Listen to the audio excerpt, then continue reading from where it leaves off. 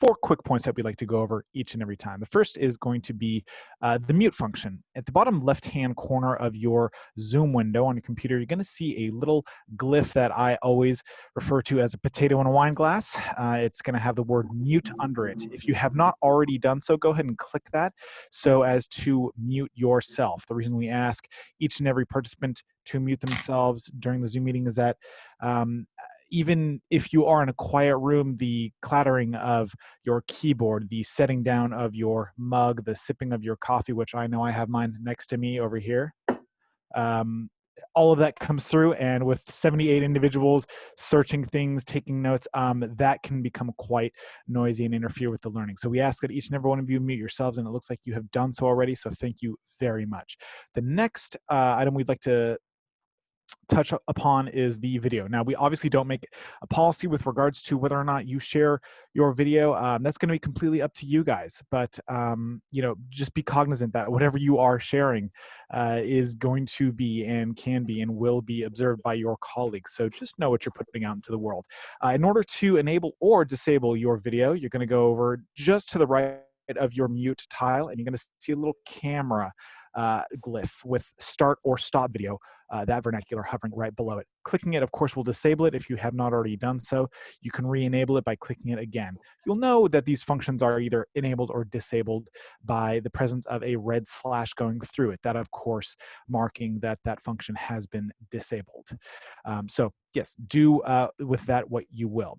The third point we'd like to discuss is the chat function. At the center bottom of your Zoom window, you're going to see another set of tiles that are kind of grouped together. These read from left to right. If you see the same thing that I do, don't be alarmed if you don't. They are invite, participants, share screen, chat, record, and reactions. Now, again, you may or may not see some or all of these, or maybe not all of these. Don't stress out if you don't see all of them. One that I'm sure each and every one of you can see is the chat tile. This looks like a dialog box glyph with the word chat underneath it. You may or may not want to enable that, depending on how Rosy approaches it. Each one of our professional development workshop presenters likes to approach the chat function in their own way, so please defer to her and how she would like to utilize that function during this meeting. But if in the case that she's going to use it and or turn it over to the participants to utilize at their discretion, you can just go ahead and click that chat function, which is going to open up a bar on your right side, and I can already see about 2 comments in the chat reel. Clicking that again will, of course, hide that chat bar. Yeah, if you are looking for a little bit more visual room, at the bottom of that chat bar, if you do have it enabled, is going to be where you type your message, and of course, hitting enter will place that. One item on the chat function that I had not learned, but I saw floating around the internet the other day that I wanted to quickly share is that I think you can send participants private messages through chat that aren't always in the group chat. But be cognizant that when the meeting ends, that private message isn't logged. Well, it's not logged to everyone. It is logged to the hosts and the agency, in this case, the SELPA. So just, again, be cognizant of what you're sharing through a private message, and know that while the other 77 individuals currently won't be able to see it, I know 2 that definitely will. Well, now that we've had that quick little 3-point, we'll talk about the recording of these sessions. This is going to be the last point before I turn it back over to Rosy. All in all, we always ask our participants to be cognizant and just a little bit self-reflective as to what they are presenting over the platform of Zoom, whether it be visually or audibly. The reason for this is because you will notice that in the upper left-hand corner, you'll see a little red light blinking next to the word recording. Obviously, that's not just for aesthetic. We are recording these professional development workshops in order to post to our website at some point in the future, though yet we have not yet determined when exactly that turnaround is going to be. Just know that we are currently working on that and reevaluating our approach with regards to that. But right now, we have no updates or developments as to when that is going to launch cogently. So given that, I'm going to turn it back over to Rosy, and I will let you guys get started with the PD workshop. Again, welcome, thank you, and I'm going to get out of your hair. Thank you, Brian. So before I jump in with my little housekeeping items, I'm going to ask Joan Cahill to give everybody a little quick update on how to change your name if you don't have your name showing on the screen. Joan, can you take it? Yeah, and if you go to on the iPad, it's the upper right corner. And if you go to your chat and then you hit on participants, and if you tap on your name, you'll have the option to rename yourself. And, you know, on my iPad, I have to do it every time I decide to join into a meeting. Perfect. Thank you, Joan. I asked Joan to share that just because there are a couple of folks, there's probably more than a couple of folks that you're using either like a Chromebook or an iPad from your district so that you can really comfortably participate in these. And it's coming up as like SB 2425 or, you know, Carpentry is 17. This way you have your name on there. In addition to what Brian shared with housekeeping, I want to add a couple of like personal things for myself. I really do appreciate the mute button being on when I'm speaking, just because there's just like those little ambient noises that come through and they can distract us. But I am going to, every couple of slides, pause for a sec and ask if there's any questions or comments. If I get into the flow where like I'm now, been 5 or 6 slides and I haven't paused at all to take a breath, because I love this. I love being in learning communities. I love sharing information. I love being able to help people navigate in learning. And so sometimes I just kind of forget where I'm going. Please interrupt me. You know, just don't raise your hand on here, because when I get going, I'm just going. Just go ahead and say, hey, Rosie, can you give us a second to like chime in and say something? And if you weren't able to change your name and you want to let the group know, you can say, oh, by the way, this is Brian. I have a question, and go ahead and jump in. Now, feel free to use the chat, but I'm going to let you know that it's really difficult for me to navigate that. I have a really hard time being able to like pause what I'm thinking and doing and go and look at questions on there. So if you have a question or a comment that you want to share during this time together, I ask that you just jump in and do that, either, you know, when I give the pauses or when you really feel compelled to do so. If you don't want to share it with the group and you just want it to be a question that you would like to have, you know, directed toward me and I can email it to you later, you can put it, you can make your comment or ask your question in the chat room, or you can also email me directly. My email should have been made available to you with the PowerPoint that was sent to you, and it's in the very last slide as well. Any last minute questions? I think we're at 80 participants now. Anyone have any questions last second that they want to ask before we get started? Hi, Rosie. I'm sorry. Is this a new one from last week? It is. Oh, Yeah. cool. Okay, cool. So my series is a little bit different. Myself and Jennifer Connolly each week are doing a different one.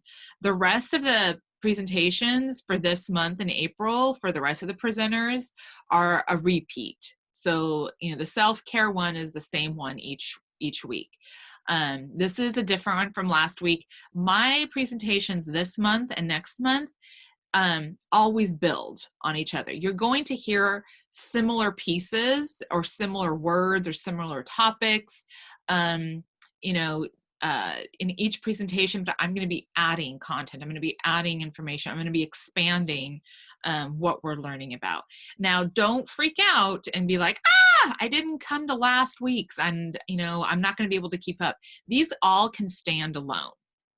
So every single one of my presentations can stand alone, but I encourage, not just because selfishly I love having, you know, you attend these with me and be part of the learning community that I'm sharing with, but they all build on each other. And so if you're able to make it week after week, I encourage you to do that. If you're not, don't worry about it. You can, they're also a standalone. And I think Charmaine, someone had a question. Actually, it's me, it's Shauna. I had a question on the attendance. Are we still doing it at the end with the chat, or are you not taking attendance? Yes, we are. Yes, at the very end. So Shauna, you're going to be tasked, because I will forget this. my brain's always working like 50 miles an hour, and then I will forget the most practical things. So Shauna, if you could help me out at the very end, remind us all that you do need to sign in at the very end, okay? Okay.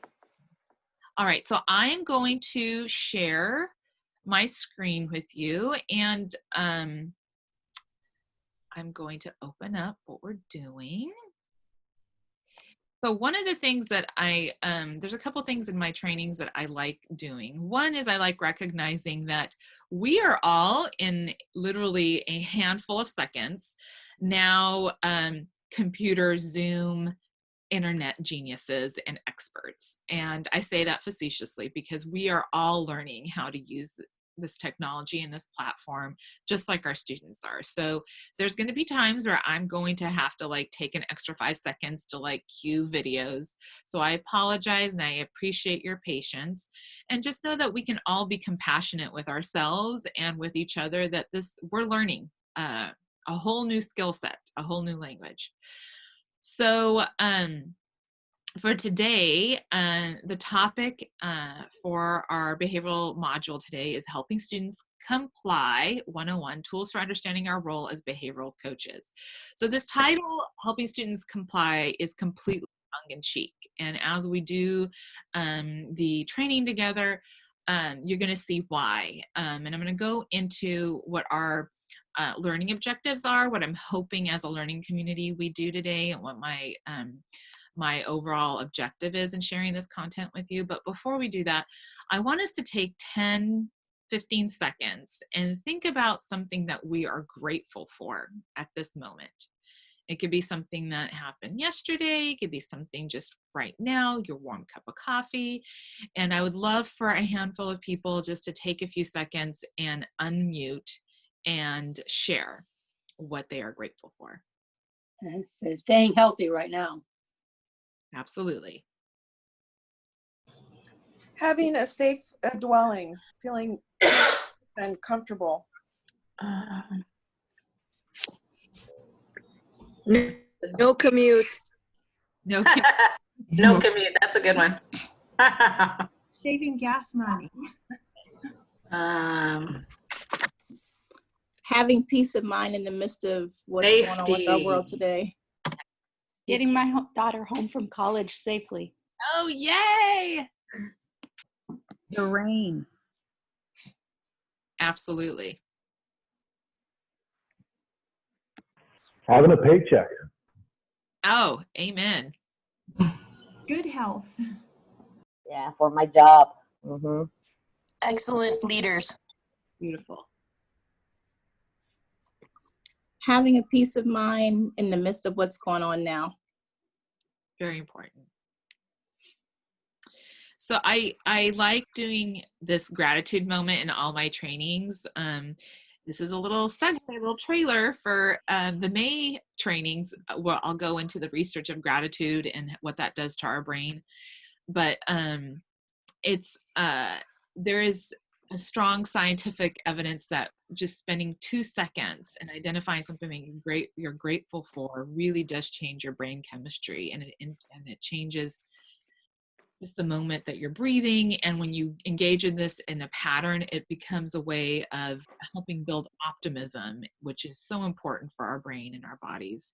And I want to share this morning, I got up really early because my husband and I both are working from home, and we have our 17-year-old and our 3-year-old bonus baby. And so it's a lot of juggling of schedules, and it was my shift to get up really early and start. I started at 5, and I was cranky to get up, and it was my shift to start really early, and I made my cup of coffee, and then I walked down the hallway, and I just reminded myself of how grateful I am that they were all sleeping safe and sound and just quiet. And so it doesn't take something huge to be grateful for. It can be sometimes the most simple thing. So I wanted to just ground ourselves in that. And I personally am always grateful to have these opportunities through the SELPA to share knowledge and to be part of a learning community. And by no means am I an expert in what I'm sharing with you. I am learning every single time I do these presentations. presentations. And even if I do these presentations 50 times a year, every time I do the same presentation, I learn a little bit more. And so I appreciate and I'm really grateful for you joining me today. So we're going to jump into the PowerPoint. So you will have noted that I kind of drove Brian a little bit crazy this morning. I asked him to resend a more updated PowerPoint because I added pictures and some visuals to the PowerPoint. And I know that when I go to trainings, I love having the one that has all the pretty pictures. And so I asked him to resend that out to you guys.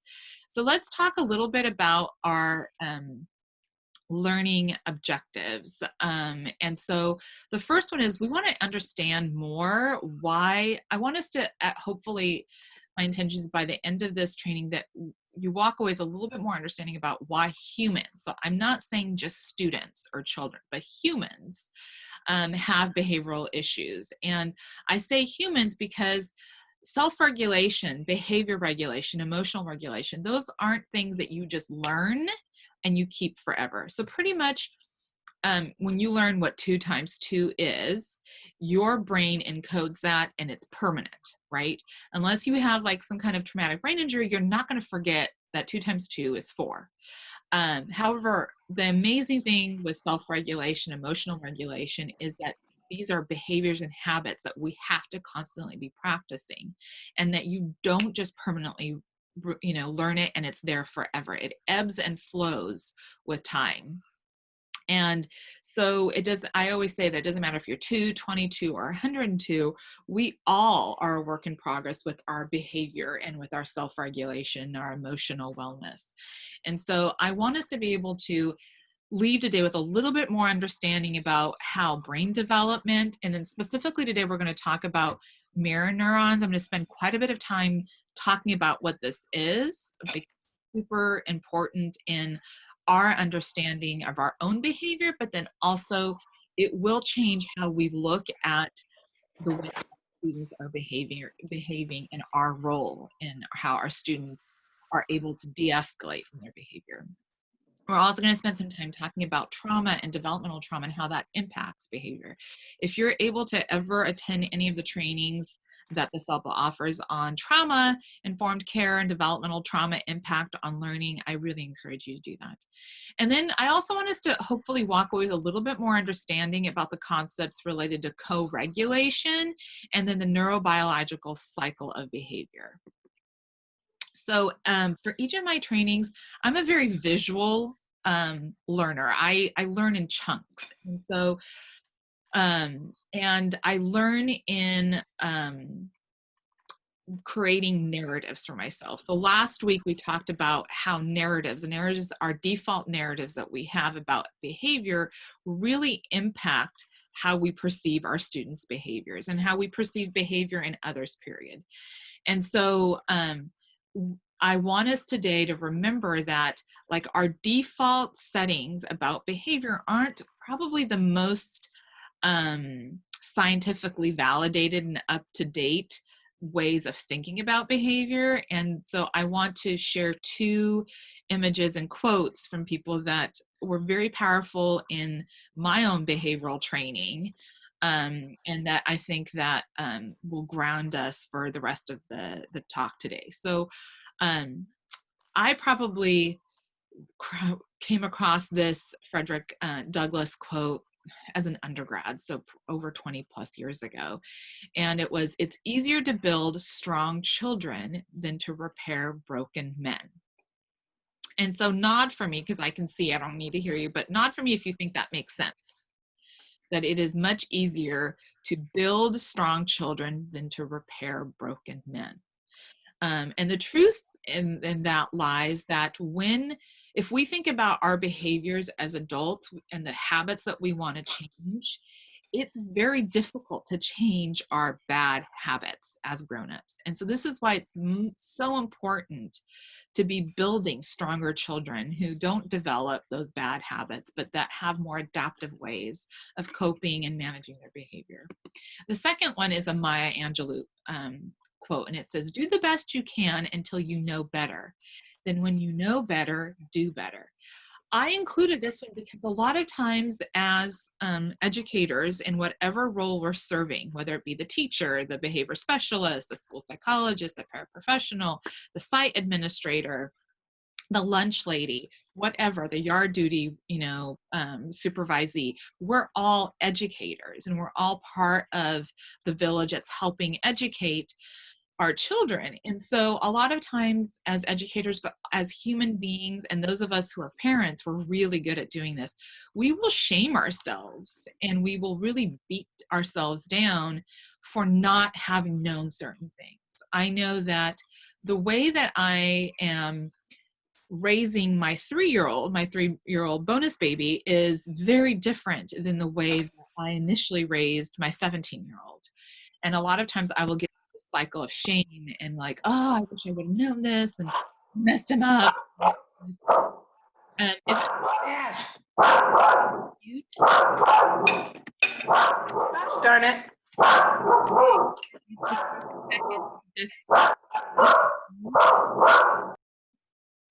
on your screen at the bottom, really appreciate it. No worries. I want to share this because there are moments that we're not going to be our best with our students. We're going to have missed the ball. I do this all the time where I think I know where I'm going and I just miss the mark. And so the point is, do the best that you can. And when you know better, do better. And then have that compassion for yourself. Okay, a few things to remember. So let me see if I can move this screen. Oh, yes, I can. Okay. First and foremost, for every single human being, for every single one of us in this room, in this chat, in this virtual room, and every single one of us on this planet, our bodies are literally designed, our brain and our bodies, for survival. It's first and foremost responsibility is for us to be safe and be able to survive. And so I remind us of that because some of the things that we're going to talk about today, the way that we respond to our students and the way that our students respond to stress at school and triggers really are these things that are happening behind the scenes that really are not about us. So last week we talked about Q-tip, the CPI little like saying of quit taking it personally, right? Or that my ego ain't my amigo. We will take things personally that really are not about us. And so it's super important to remember that sometimes when our students are acting out, it isn't even about choice. It's just their bodies, when they get stressed out, and we'll talk about this a little bit later, it triggers a whole slew of responses in their brain and their body that is aimed to keep them safe and to preserve themselves. And the same thing is true for us. So it's super important for us just to remember that foundational piece. Second is that students are developing. We are still developing, no matter what our age is. One of the neatest things has been seeing my almost 74-year-old mother in the last month really stretch herself and be willing to stretch herself to learn how to use technology in ways that she really wasn't really quite open to, but now out of necessity, because we can't be physically present with her, she has been able to have us coach her through using this and seeing her develop these new skills. Same thing for us. Multiple factors influence a student's ability to comply. And I keep putting comply in parentheses because that really isn't our objective with our students. Our student, generationally, we were all taught that children should be seen, not heard. And I think that's probably why none of us, or the joke is that most people complain about millennials and Gen Z, is that millennials were really the first generation that were taught that they should have a voice. And boy, do they have a strong voice. And sometimes we don't like hearing that. But our objective with our students is not to have them comply. Our objective is to help them learn to cooperate and self-regulate so that they can optimize their learning and access their education to the greatest degree. But a number of factors influence this ability to quote unquote comply. Brain development, we're going to talk about it. Trauma, particular developmental trauma and how that impacts brain development, mirror neurons, and co-regulation. We're going to go into that today.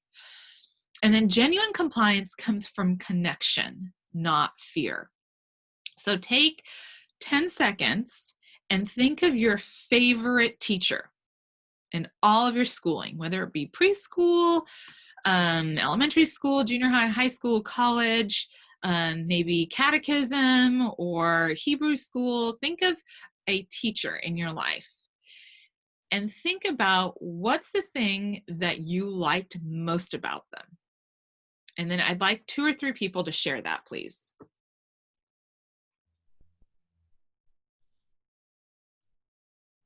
Hi, Rosie, it's Charmaine. Hi, Charmaine. I had a 4th grade teacher. His name was Mr. Davidson, and he always had a smile, and he was always kind and willing to listen. And I don't remember him ever doling out discipline per se, but everyone in the class just did what we were supposed to do. It was really cool. Looking back on that, I've thought about him over the years many times. That's really cool. And it was my most pleasant classroom experience. That's fantastic. Thank you, Charmaine. A couple more people. Share, please. Rosie, I'd like to share. This is Larice. Hi, Larice. When I was a junior in high school, I had a math teacher who was pretty amazing. I am terrible at math. No matter how many math classes I take, no matter how many different ways people explain it to me, I just don't get it. And I think this was the only year that I actually understood math. And he would let me come in. I came in at 7 a.m. every day. And he worked through the homework with me. He worked through it step by step. I got to come in and review tests and quizzes. And he just took the time and had the patience to explain it in a way that I understood. That's great. One more person, please. Thank you, Larice.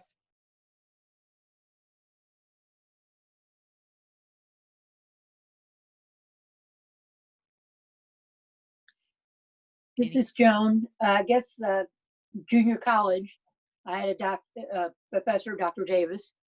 I was very shy at that point, and he invited me down to the lunchroom, the cafeteria, and whenever you sat with him, a whole group joined.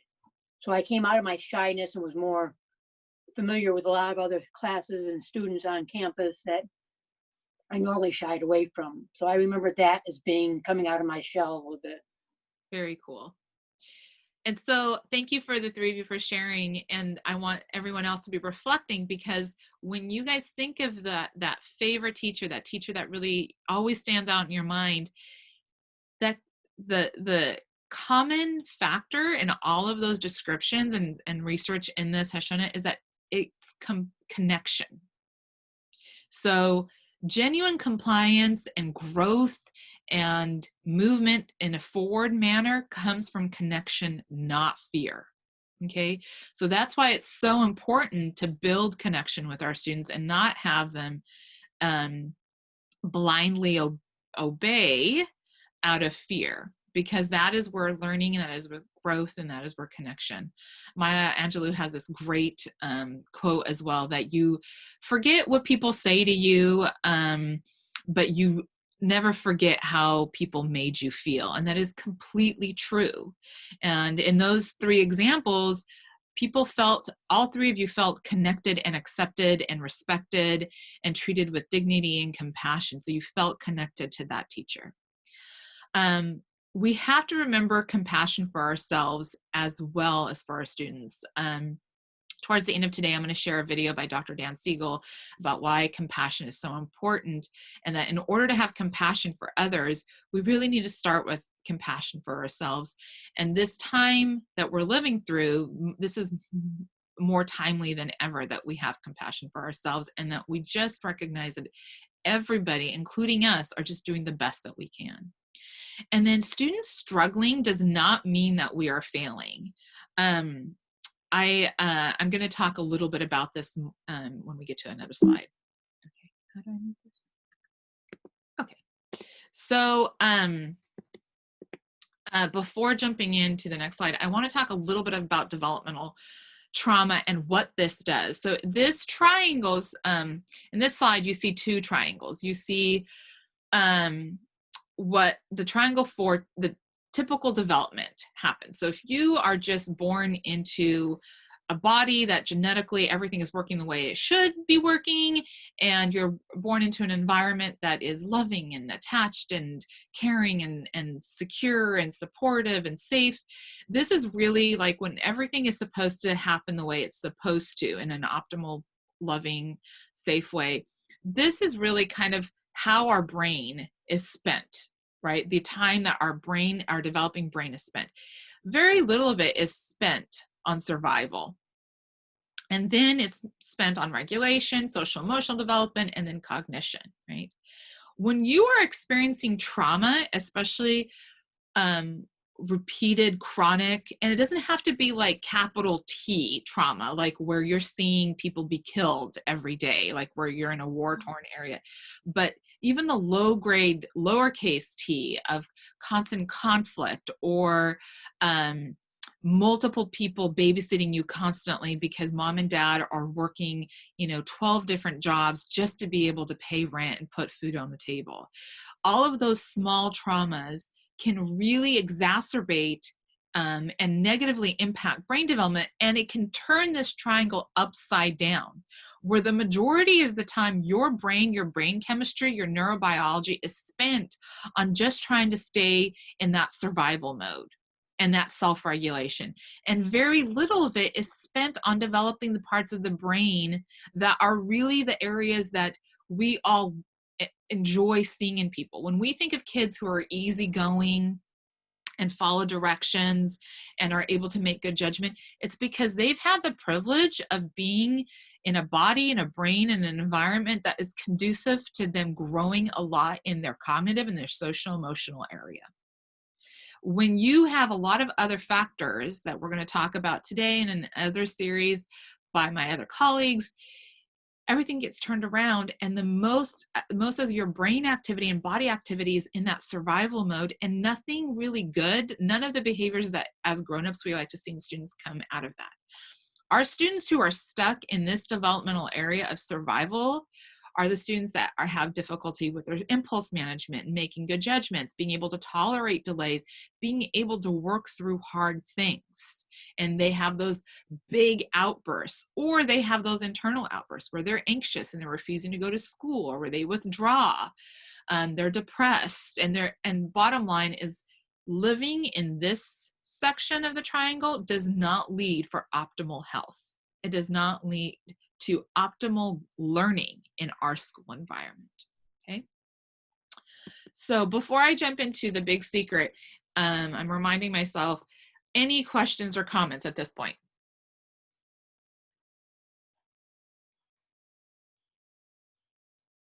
Okay, so on this slide, the big secret, why do we need students to comply or cooperate? How about 3 people jump in and share what they think, what are reasons why we need students to comply and cooperate? There's no wrong answers.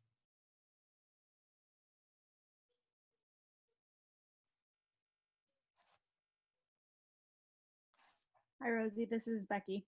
Hi, Becky. I think it makes the whole classroom more harmonious so other children can learn.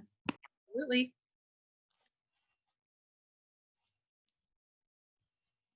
Two more folks.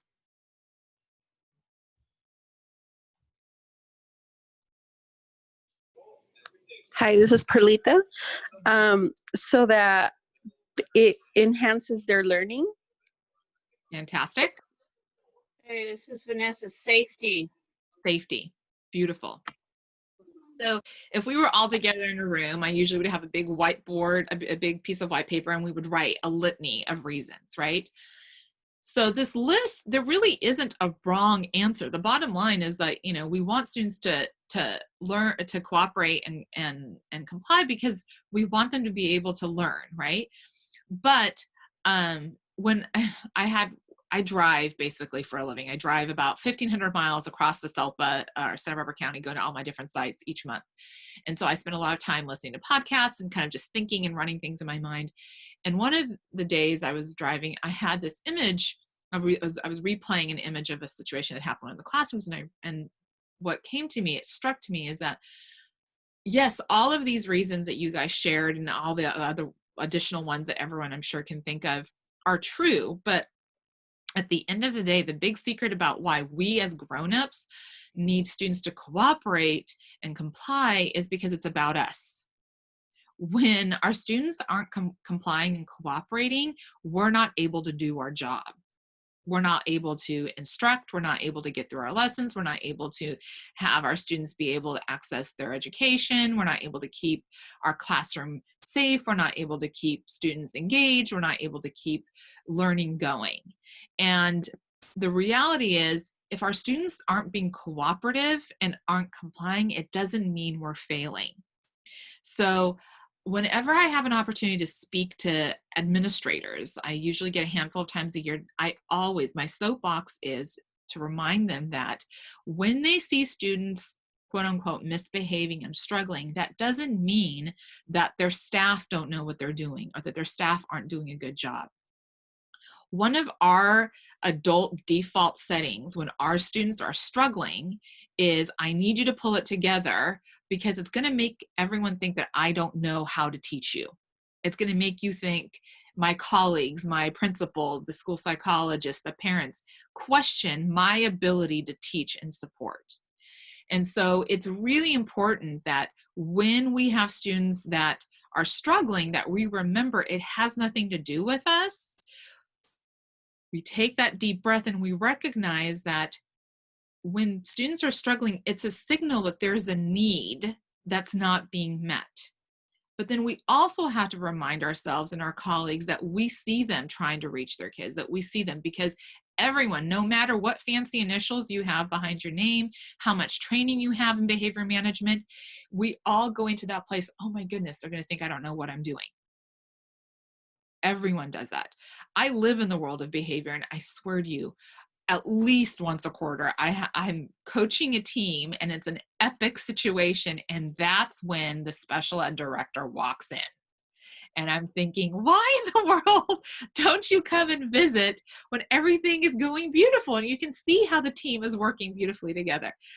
And that's because we have these default settings in our own mind, and that's a whole other training about how when we're struggling, that must mean I'm failing. But struggling is when we're learning. Struggling is when we actually are skill building. And so it does not mean that we are failing. So I want you guys to kind of keep that in mind, because at the end of all of these series in behavior is that the most important thing that we do in supporting students with their behavior is we learn about our own responses. We learn about our own behavior. We develop our own behavioral skills. And that's how proactively we're able to support our students and minimize their disruptive behavior. Okay, understanding our role. So we talked last week about how behavior influences behavior. We're going to jump into the discussion of mirror neurons in a little bit. Just a reminder that we want to maintain a calm expression and demeanor. So this is all those nonverbals. And when we talk about mirror neurons, we're going to understand that a little bit more. I want us to remind ourselves that in our role, we can't control other human beings. We can only facilitate and coach. This is where co-regulation really comes into play, and we're going to talk about that today. Offering help, listening, coaching is what we do. When students are struggling, that's not when we add demands. So when we think about moments when we're struggling ourselves as adults, does it help when our bosses or our partners, our spouses add demands? Not usually. In fact, I would probably say 99% of the time it doesn't help at all, just makes things worse. The same is true for our kids. So nod if you agree, and shake no if you disagree. So when your students are struggling and you add demands, does that help students typically de-escalate? No, I'm seeing most people shake their head no. So I always, like I said last week, say to myself, I always try to remind myself, and I do a much better job of doing this with students and other people's children than I do with my own kids. If you ask my 17-year-old, he says, I'm terrible at this. You want to ask yourself, is this the mountain I want to die on with this student? Is adding the demand right now going to make the situation easier, or is it going to make it worse? 9 out of 10 times, it's going to make it worse. A big part of our role with behavior is maintaining safety. And the way that, yes, there's reactive strategies, we're going to talk about them, and there's de-escalation strategies that we mentioned last week, and I'll do in another training. But really the way that we maintain safety for all of our students is by learning the content that is in this training in the other series, and really changing the way that we look at behavior and our own responses to behavior. Providing a way for students and staff and ourselves to opt out is huge. And then last but not least, I'll keep repeating this over and over in all of my modules, is Q-tip: quit taking it personally. It's really hard, especially the more time that we spend with other human beings. We build familiarity, and it becomes harder and harder to not take things personally. Last week I shared this image with you guys about brain development. I want to revisit it again today.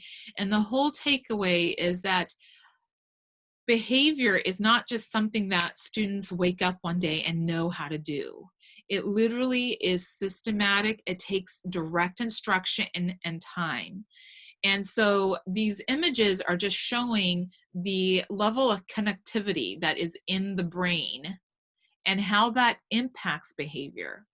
And so the adult brain for the domains of behavior is not fully mature in women until our mid-20s, 24, 25-ish. For men, late 20s, 27, 28, sometimes even 30s. And so the fact that we have expectation for 5-year-olds, 11-year-olds, 17-year-olds to just be able to self-regulate is completely a myth, because their brain actually is not capable of doing that. We seem to understand that we have to teach kids directly how to safely cross the street. We know that we can't just let them one day figure it out, right? Because they'll die. But when it comes to self-regulation and emotional wellness, we seem to not have that same understanding, and we do take it personally. We become really frustrated and we become triggered because we're like, well, sometimes he knows how to do it and other times she just chooses not to. And it's not usually that simple. So this is why I wanted to revisit this icon, remind you of that. All right, let's talk about mirror neurons, one of my favorite things. So our brains are literally designed to verbally and non-verbally perceive and respond to one another. This is where that concept of behavior influences behavior that comes from. And so I know this image looks like a very sci-fi image, but it literally is what's happening. So when I'm in a room with someone, the best way, we're going to watch a couple of videos from Dr. Dan Siegel, who's going to explain this. And neuroscientists, like, this is where I perseverate. And I just love watching these videos online. They get really technical, but like in my own like real world way of explaining it, we ping off each other. Our bodies are actually communicating beyond what we're saying with our words. So when we say, you know, she just gets me, that teacher just really gets me, it's not a lie. Our bodies literally can tell if someone gets us. And so, and the reason that they can is because of mirror neurons. And so for probably a good 100 years, people have speculated about the ways that the systems in the brain that allow for this "she gets me" situation to occur. But in the mid-90s, researchers actually found this, and through the advent of advanced technology, namely the fMRI machine, we were actually able to see this in real time. And I'm going to show you some images. So literally when I walk into a room, we're pinging off each other. So if I am saying, oh, I really think you're doing a great job today, but I have this face and my body is tense and my jawline is tense, my nonverbal behavior and all of the subatomical communication that's going on is going from me to that student. Even though I'm saying you're doing a really good job, I can see that you're trying. All the sarcastic, facetious stuff that's going on non-verbally is getting communicated to my student, and they're going to respond to that, right? So I'm going to share a couple of images with you. Okay, so in the 60s and 70s, researchers were talking about imitation and how human beings are literally born with this innate, again, if you're lucky to have your brain just be born, in a healthy neurotypical fashion, and pathways are connecting the way they should, babies are born with this innate connection, innate ability to imitate, right? So this is where, the man sticks out his tongue, the baby moves their tongue. The man opens his mouth, the baby opens its mouth. And the same thing was found in primates. So what you can see in this little picture is that, the man sticks out his tongue and the little monkey sticks out its tongue. What the research in mirror neurons showed us is that it's not just about imitation. There's an actual little neuron in our brain that is completely responsible for not just the outward imitation, but the perception of other people's intentions. So the first time I stumbled on this, remember I told you guys I drive for a living. So I listen to a lot of podcasts, or like I turn on a YouTube TED Talk and I listen to it when I'm driving. And I was listening to the science on smiling, and neuroneurons are the reason why when someone smiles at you, oh, I see a couple people smiling back, it's almost impossible to not smile back. And so the first time I heard this talk when I was driving, I'm like, okay, this can't be real. This is like, what? I'm a little bit of a skeptic. That's like the Portuguese Catholic immigrant in me.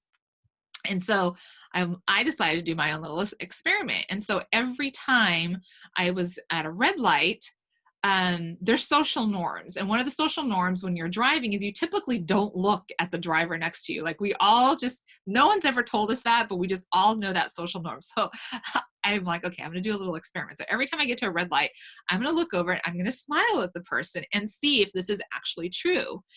And it was true. So like every time I looked at the passenger, I would smile, they would smile back. And then we both would look back at our steering wheels and look forward, right? And so that's because of our mirror neurons. When you have repeated experience with something, then you're able to understand that person's intention. So when I smile at someone, we don't have to consciously be like, oh, smiling means that she's being friendly and she's engaged with us. Can we mute, please? Thank you. Good morning. Good morning. I think that there's chatting. If folks can put their mute button on. Thank you. So what the mirror neuron does is it helps us understand a person's intention, without them having to say that. All these automatic behaviors, right? So usually when people smile, that's a greeting, that's an opening, that's a connection. And so that's why it's an automatic thing. You don't have to usually think twice. It's an unconscious response. Now, the one thing I want you to remember about mirror neurons, and then we'll watch Dr. Siegel's videos, is that the more experience you have with something, the more your brain and your mirror neurons are going to interpret and perceive that response. So what I mean by that is, for our students who struggle, who come from environments that there's a lot of criticism, a lot of negativity, or a lot of things that just are not safe, and their body responds in that manner, they're going to perceive that intention from us. So here's another example. I have a little guy, he's a third grader, a very complex situation like a lot of students come from. And he comes from a background that there's a lot of custody issues, parents in and out of jail, drug exposure, a lot of just kind of instability in the home, violence. So he's used to a lot of yelling and a lot of intense and negative criticism, and nothing is really ever good enough, and people scolding him, and in general, he never feels safe. So staff are really having a hard time because literally they would be trying to coach him and help him in the ways that I was trying to teach them, and he would blow up. And so I came in one day and was watching, and I recognized that because we're all human, the staff were grimacing a lot, and their feedback kind of had a harsh tone to it. Even though they were saying the right thing, their delivery of it was a little bit harsh. And as the adult, they didn't think that that was harsh. But for this student who has a very, very low threshold because of repeated exposure to harshness, his mirror neurons were literally pinging off that person. And even though she's like, well, I wasn't being harsh, I had to really work with that person to help them understand that you may not think that's harsh, but for him and his experience, his body responds to that as an absolute threat, and that it's harsh. And that's why he escalates. And so I'm sharing this because it's not just what we say, but the manner in which we say it. And that's why the narratives that we talked about, when we think of our students as manipulative, even though we have a smile on our face, but if our thought is, okay, let's see how today is, see how she's going to manipulate herself out of doing work again for the 137th day in a row of school, she's not going to do anything, she's just going to show up. All of those mirror neurons are sending that to that student, and we are not going to be able to reach them. Don't worry, we're going to talk about mirror neurons in a lot of my other trainings, and also Alice and Lindsay's training. So I'm going to actually turn on this video. How do I do this? Okay. Just a second. I'm going to make this big. Okay, here we go.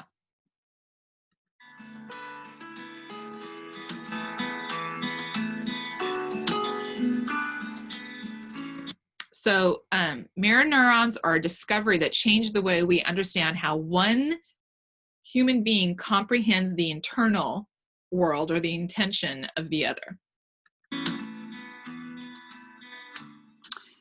Mirror neurons are a discovery in the last 10, 15 years of neuroscience that have changed the way we understand how one being understands the internal world of another. Mirror neurons are a set of neurons that bridge a part of the nervous system in the brain between the way we perceive someone doing something and how we actually activate the motor part of our brain to enact that same behavior. So at a very simple level, what mirror neurons do is they allow us to see and then enact. One neuron bridges perception and motor action. So that's very exciting to find that.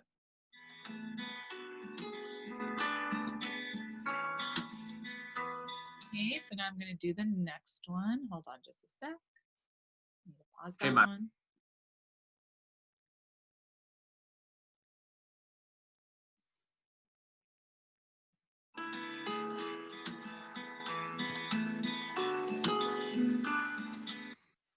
So the point that he's emphasizing here is that we are hardwired to perceive the mind of another person.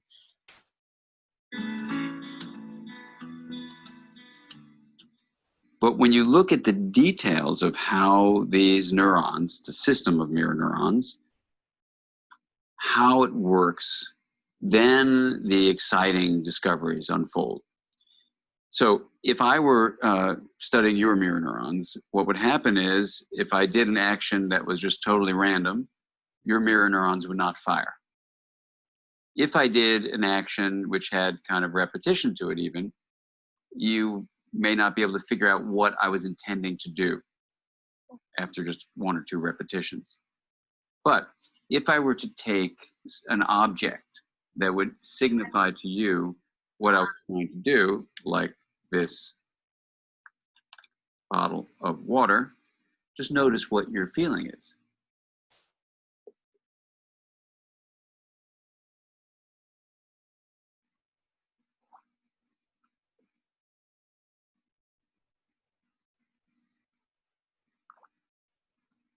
So you may have noticed that the feeling was very different when I had a bottle in my hand versus when I was just moving my hand in a similar way. What that tells us is that when you know the intention behind an action, a different system in your brain is activated.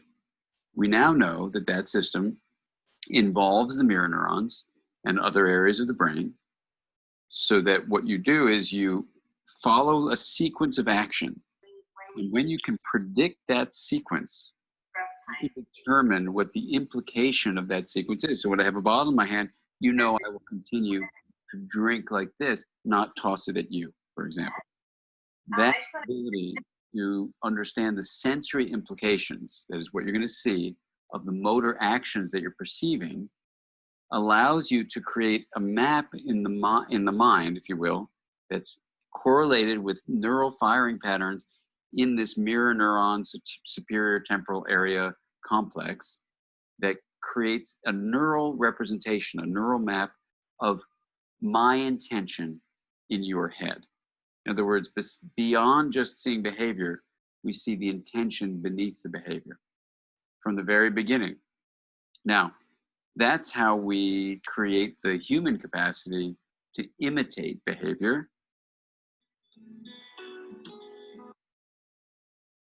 So if you're, I know that this stuff's, I like presenting the content that the actual researchers, Dr.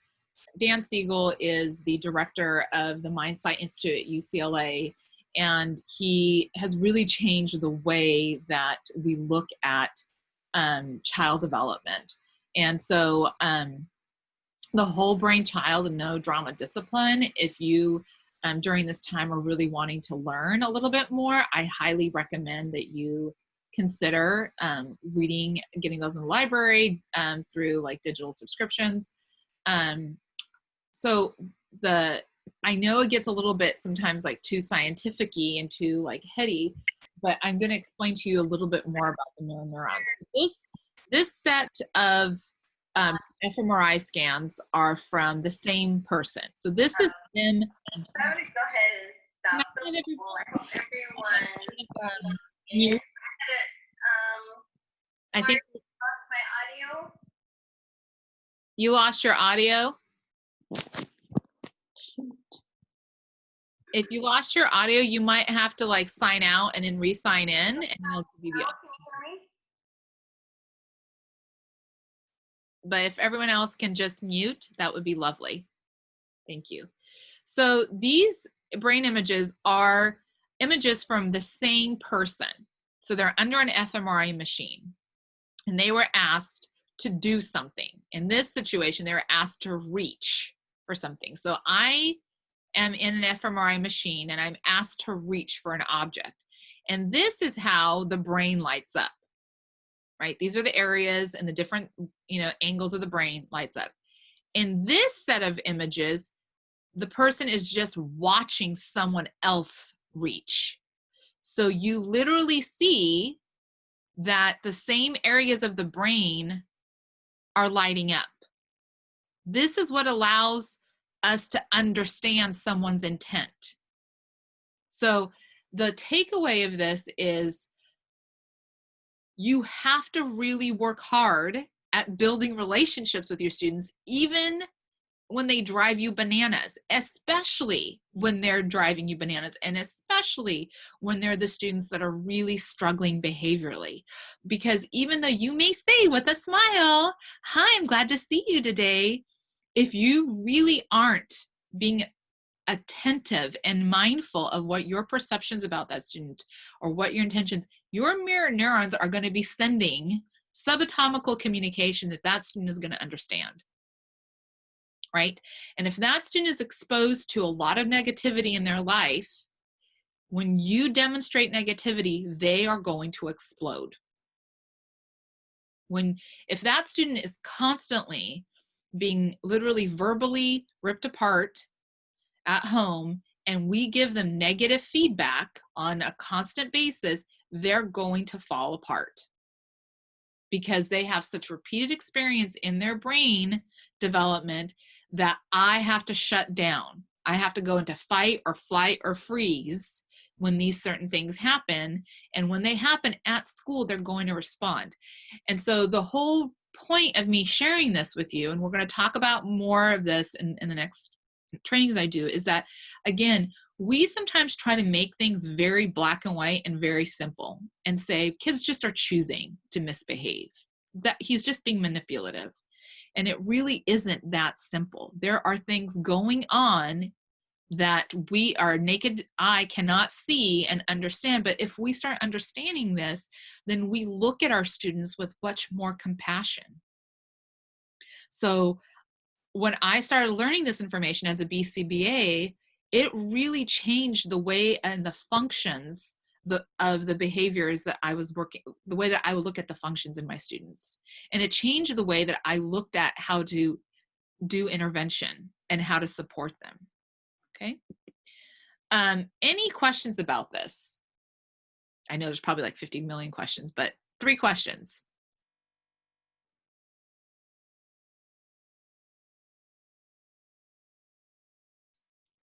I know it's complicated, and I just ask that you stick it out with us and we'll explain more and more, but it is really, it's not just pop psychology, nonsense. This stuff really is super vital for our understanding and then our ability to respond to behavior in our students. So for example, this is where giving staff and ourselves a way to opt out when we're supporting students with challenging behavior is so important. As the behavior specialist, there are times where I have to relieve a staff even though they don't want to. And this idea that I have to stick it out, I have to be the one that de-escalates the students is nonsense. Because what happens is when we start ourselves getting triggered and escalating, the mirror neurons in our body literally are pinging into that student and they're going to keep escalating. So if you walk away with anything related to mirror neurons today, is that when you're supporting a student through challenging behavior, you need to be breathing. You need to be working on your own de-escalation, because if you're beginning to escalate, you're going to inadvertently increase the escalation in your students. That's why adding demands does not work. Okay, we're going to switch gears and talk about co-regulation. So grown-ups, us as adults, we use co-regulation all the time. Please take 10 seconds and think about how you use co-regulation. And co-regulation means someone else is helping you calm down and work through something. So take a few seconds and think about, how do other people in your life help you co-regulate? And I want 3 examples.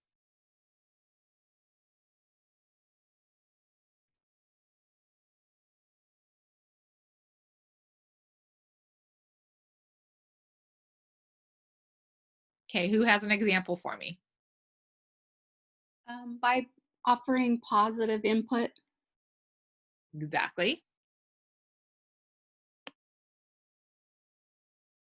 I think just listening. Listening, yes. Remaining calm yourself. Absolutely. Compassion. Compassion. Any other ways that we as grown-ups help each other co-regulate? I'm not totally sure, but I know when I have good supervisors that provide me positive feedback or just good oversight, good demeanors, I tend to perform better and I feel better about it. Absolutely. How about touch? How about hugging? Yes, absolutely. 100%. For me, the biggest one is non-judgmental listening. Yeah.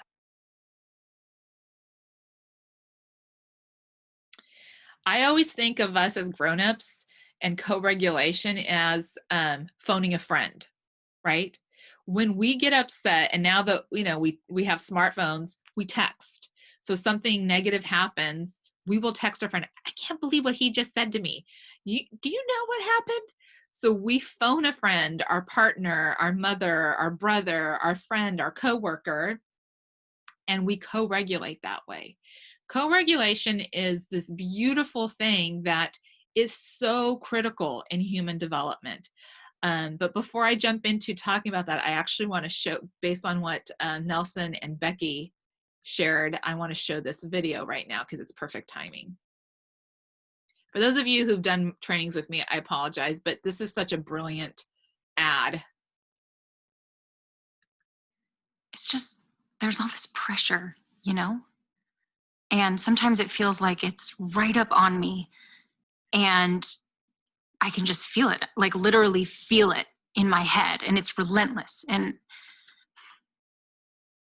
I don't know if it's going to stop. I mean, that's the thing that scares me the most, is that I don't know if it's ever going to stop. Yeah.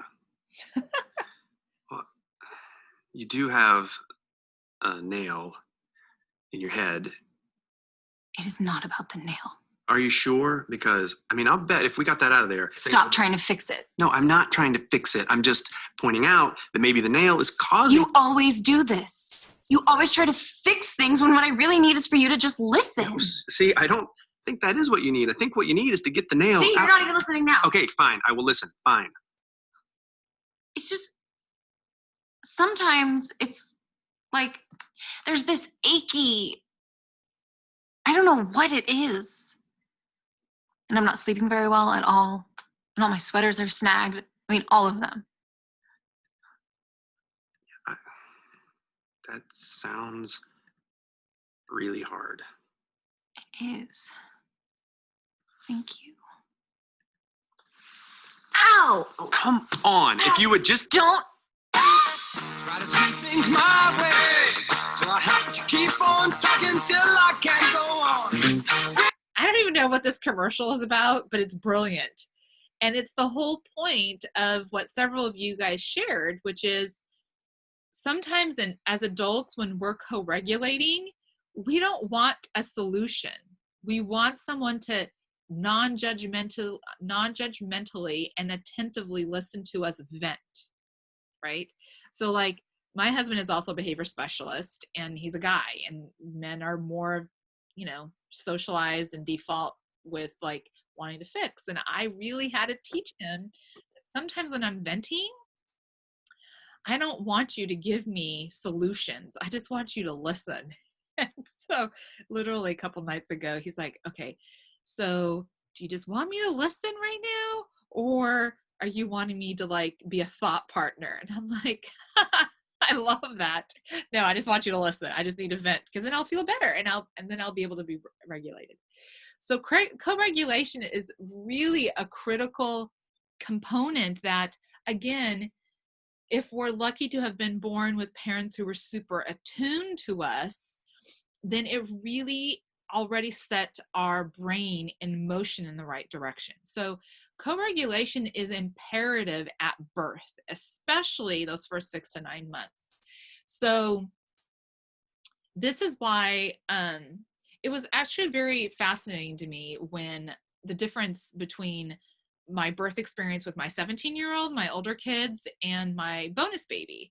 So much has changed in science and how the whole birthing experience is for people. And so like when I had my 17-year-old, you know, that it was still practice to like take the baby into like the little like, you know, nursery, and to give mom time to just, you know, recover and have some time to herself. And I remember being like, kind of getting a little bit of attitude from one of the nurses, because I said, no, I want my baby to stay with me the entire time. I want my baby to room with me. And I don't know why that was. I think culturally for me, that was just what you did. Like all my cousins, you know, when they had their babies, they always had their babies with them. Whereas now, in 2017, when I had my bonus baby, they do not take babies and put them in the nursery. In fact, nurseries are kind of becoming office spaces in most hospitals. They now want moms to room with their babies. And even more than that, it was fascinating to hear during like the hospital tour that they want you to do kangaroo care with your baby for the first 48 hours where they're skin to skin. And that's because all the research in preemies on skin to skin touch, how vital that is for brain development. It allows the brain to start growing in an integrated way. And so now they have concrete evidence that you have to hold your baby all the time. Like when I had my 17-year-old, it was swaddle your baby and teach him to like cry it out, you know, and put themselves to sleep. And now they're saying, no, you have to, the first 6 to 9 months of life, when they're crying, you respond. Because if you are responsive, then it keeps the brain from developing too much in that survival, I'm not safe area of brain development. And so interruptions to this impacts attention, attachment, and it also impacts brain development. And so again, this is why science is so important, and how science in education is so important, because now we're realizing when our students are struggling, sometimes just going and sitting next to them and listening to them be frustrated, and then offering, hey, would you like me to give you a hug? And it's incredible how oftentimes students just want that little side hug, and how that is enough to help them come back down. One of you had shared that, like a hug. When I'm upset, if my friends or my husband would say, I need you to use your words, I need you to fully calm down and stop crying before I come and give you a hug, I would be devastated. And in fact, I would say that's a toxic relationship. But the same thing has to apply in our interactions with our students, right? So co-regulation isn't something that you just do that first like year of life. It's something that you do constantly throughout life. And it's super important during adolescence. I think that the difficult part in adolescence is that they're going through that individuation phase where they're pushing adults away, because that's part of what happens in that phase of development. They're supposed to push away from the grown-ups, because that's how they're going to be able to like then leave on their own, right? That's how they're going to be able to leave their families and leave the relationships with the safe relationships they have with adults and go out on their own. That's literally our brains are wired for the individuation process. But it's hard because they still need that co-regulation because their brain isn't mature enough. So we have to find ways of offering that where it's not going to offend or escalate. And we'll talk a little bit more. And then for students who suffer a lot of developmental trauma, remember that upside down triangle where they're living more in that survival area. This is where co-regulation with adults in school is so important. Because if they're experiencing developmental trauma outside of school, our objective is not to just not add more trauma. Our objective is to also help them learn to regulate through co-regulation. Because what science has shown us is that human beings don't learn how to self-regulate without co-regulation. It's the same thing of most children are not going to learn how to safely cross the street or not put a metal object or any object into a light socket. They need to have that systematic instruction. It's the same thing with co-regulation. Before I move on to the next slide, do I have any questions about this?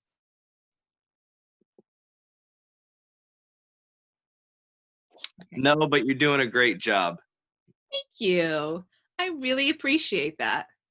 Hi, Rosie. It's Charmaine. I'm curious about when my children were babies, and I don't remember the author's name, but there was a book about helping them sleep through the night. Right. And so you're supposed to just let them cry it out. Is that bad? So science, like now about the co-regulation. Yeah, so it's called Ferberizing, Dr. Ferber. Yes. I did crap with my oldest too, and I remember, again, I was driving. Probably my CELPA director is going to be like, stop listening to stuff when you're driving, because I'm going to get into a car accident, but I'm not, I promise. But I remember listening to one of these podcasts on co-regulation. I'm like, oh my God, this is why I ruined my 17-year-old. And I like that afternoon, and when I picked him up, I'm like, I'm so sorry. I tried to like let you cry it out to sleep train you. And my 17-year-old was just not an easy to soothe sleep trainer anyway, and that's a whole other training. Basically, science has shown us that there's a huge Mayo Clinic study that showed that you're either born with a brain that's really conducive to falling asleep on your own, or you're not. And the science of sleep has really not made a lot of progress in the last 50 years, but there's things we can do to facilitate that. But that's why there was always like people like me that, like, my firstborn the ferberizing didn't work with him. My second, she was like sleeping through the night at 5 weeks, and I would have to wake her up to nurse her. But that's just because they were born with totally different neurobiologies, neurochemistry. And when I apologized to my 17, he goes, "Oh gosh, Mom, you're so weird. You're totally fine. You're fine. You're a great mom. You're a great mom." Is that good enough?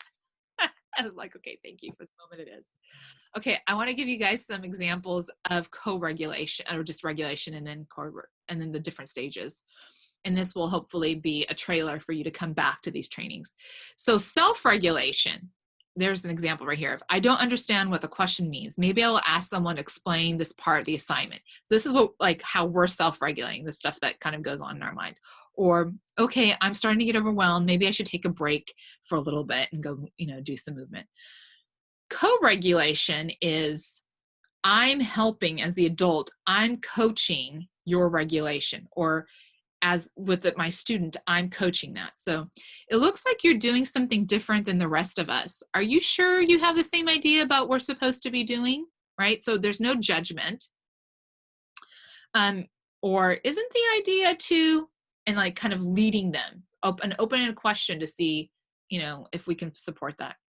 I think you might be on the track for that, or I think you might be getting a little stressed out. How about like we take a break? Or do you think you want to find another alternate assignment because this looks like it's beginning to frustrate you, right? So that's an example of co-regulation.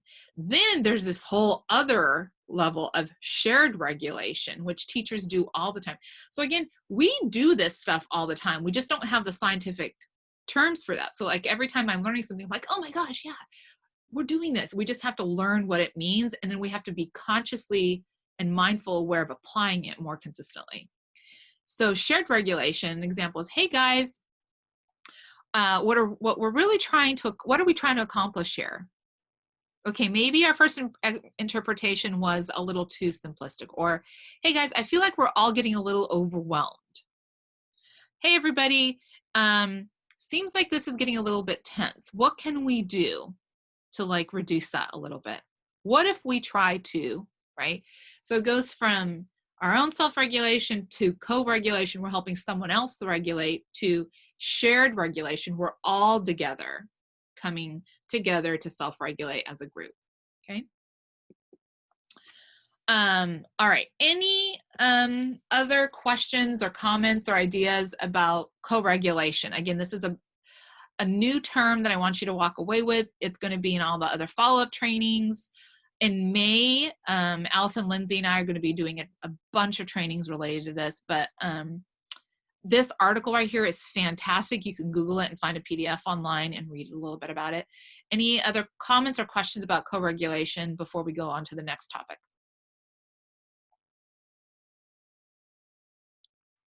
Okay, thanks, guys.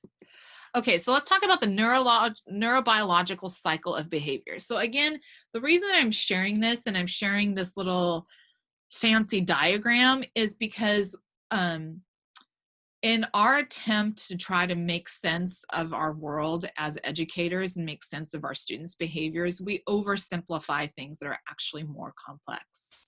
So just like developmental trauma impacts students' behaviors, and what they ate the night before impact their behavior, or what they didn't eat, or how they slept impacts their behavior, or if they have ADHD, impacts their ability to self-regulate, manage their behavior.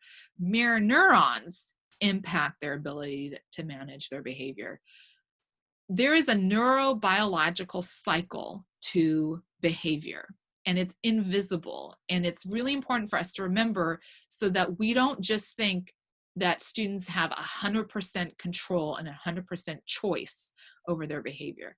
Because when it comes to us as adults, we love to have the grace and like compassion for people to understand that sometimes we're just going to have shitty behaviors, and sometimes we're going to have really hard days, just bad days. And we like to have that grace extended of, you know, she just might be happy. She's just having a hard day today, right? But sometimes it's hard for us to extend that with our students, especially our students who struggle more on a regular basis. So I want us to walk away with today with understanding that there's just behind the scenes, there's a lot of stuff going on in brains and bodies that don't just make it be all about choice. And that's why some days students are able to make the right choice and use the right strategies, and then other days they can't, and other days they can't because of this stuff that's going on. So challenging experiences trigger an entire neurobiological system response.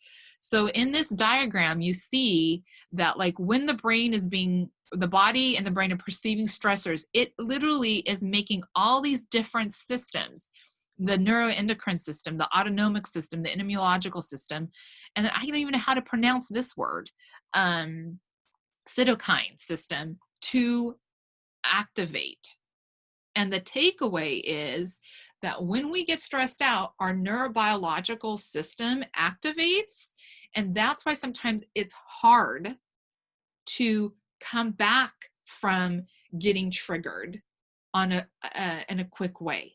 So those of you who are parents can understand this, where you literally are patient with your child, you're patient with your own child, you're patient with your own child, you're patient with your own child, and literally it's the straw that broke the camel's back, and all of a sudden, all the skills that you've been working on as a parent go out the door, and you yell at your child, you're totally, using all the inappropriate skills that you know you're not supposed to use with your own child, and you're almost having an out-of-body experience. You're like, oh my gosh, seriously, you're yelling at your kid? Really? You know better than this.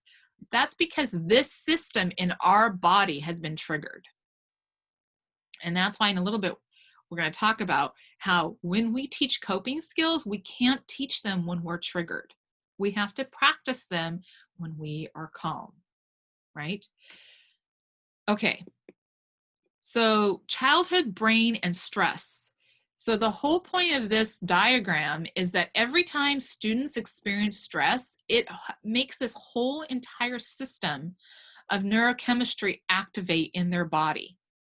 And our students who have behavioral challenges literally have this cycle going in their body all the time. Their cortical limbic system is constantly being triggered. That's why they're having a really hard time being able to learn coping skills.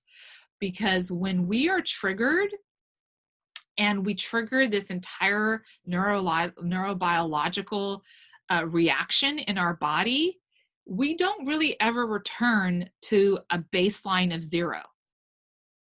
So think about it in this way. When you get mad at your partner, are you able in 2 seconds to just be back at 0? Or does it usually take you some time? Not if it takes you some time. I'm seeing a lot of nodding. It's taking some time because of this response. But usually if you're in a healthy relationship, you're not getting into power struggles with each other like every hour or 5 times an hour. It's maybe like once a quarter or twice a year, right? But for our kids, learning, just being able to tolerate being in difficult situations and learning difficult things triggers this response. That's why they're always in this hypervigilant, like hairline trigger situation. And that's because in their little brains and bodies, this system is going on. And then we as grown-ups get frustrated because it feels like we're not able to teach them and reach them. And that means we're not doing a good job. And it really is not about us. And unless we are really doing a crappy job, we're not trying to help and support our students. But I rarely, like 99% of the time, those of us who are in education, we're not paid enough to not be invested in making a difference in human beings' lives. We could go have a different job and not be stressed out. Usually I'll say like work at a grocery store, but right now being an essential worker in a grocery store is probably the most stressful job. So the whole point with this is that repeated childhood stress either at home and at school is constantly escalating. So for our kids, when they're constantly asked to do hard academics, when they're really behind and they have learning disabilities, it's triggering this over and over and over again, and they never return to that zero baseline. They just move up a notch. So the next time they get triggered, they're starting here. They're not here, right? Okay, let's talk a little bit about the escalation cycle. So this is a great image put together by these people of a very typical escalation cycle. So you're calm, and then something triggers you and you start moving. If things continue to trigger, you don't have good self-regulation skills. You don't have someone that you can lean on and phone a friend for that co-regulation, and the stressors continue to compound, and your neurobiology and your neurochemistry keeps going up. You start moving up this cycle of the escalation, and you get into agitation. And then you accelerate. Once you get to agitation, remember last week I showed you the image of the train? The train's out. You just got to basically ride it out until that peak is over, and then people start to de-escalate. 100% of the time, there is really nothing. Once people have moved into acceleration, into peak, there is no magic skill. There is no reactive strategy. There is no de-escalation tool that is going to get people to automatically come out of this. Your de-escalation strategies are about maintaining safety and hopefully decreasing how long it takes the person to go from peak to de-escalation. So when I support teams, I tell my teams, our goal when students go from agitation and they're triggered and they're out, right? They flip their lid, they're acting out. Our goal with our de-escalation strategies is to try to decrease how long it takes them to get to the de-escalation part where they're being able to recover. And what we do in de-escalation, we'll talk a little bit more, the most important thing is try to give them a way to opt out. And the way to opt out, you can't present the opportunity for opting out when they're already in their peak. You need to present the opting out when they're right here. So I want a few people to unmute and share where in that escalation cycle our pause, sorry. I need to rethink that. Where and what do students learn during crisis? So when students already have been triggered, where in that crisis escalation are they able to learn, and what are they learning? Who can share? How to adapt? So when they're in a crisis, you think they're able to learn to adapt in the crisis? No, I think that's their objective. Their objective, yes. Yes, you're right. Okay. But when they're in the crisis, when they're in the moment of being in the crisis, what can they learn at that time, and where in the cycle can they learn it? I don't think, well, go ahead. I'm thinking they learn, they know who their go-to person is for reassurance. I'm not sure if that's what you're looking for. It is a trick question. They do learn that after they come out of their crisis, who their person is that they can go to, yes. I don't think they learn anything in a crisis. Exactly. That's the trick question. So one of the myths is that what's the strategy to help students learn in a crisis? There is no learning during crisis. Zero. Literally, you flipped your lid, the train is out, and you just have to ride it out until they de-escalate. Learning happens here.